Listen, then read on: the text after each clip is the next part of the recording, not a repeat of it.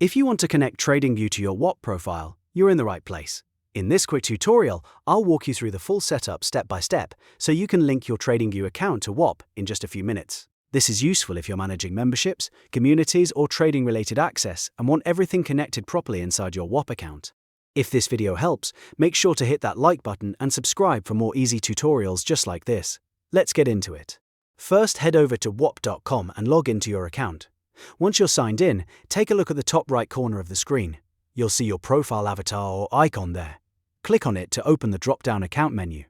From that menu, find the gear icon, which should be located directly to the right of your username. Click that gear icon to open your account settings. Now you're inside the account management area.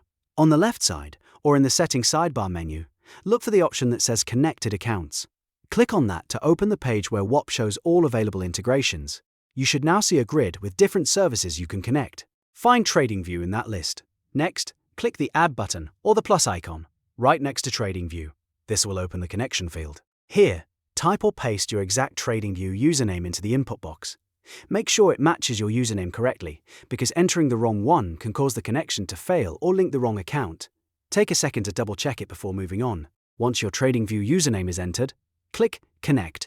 Whop will link the account instantly, and in this case, there are no extra verification tokens required. That means the process is fast and simple.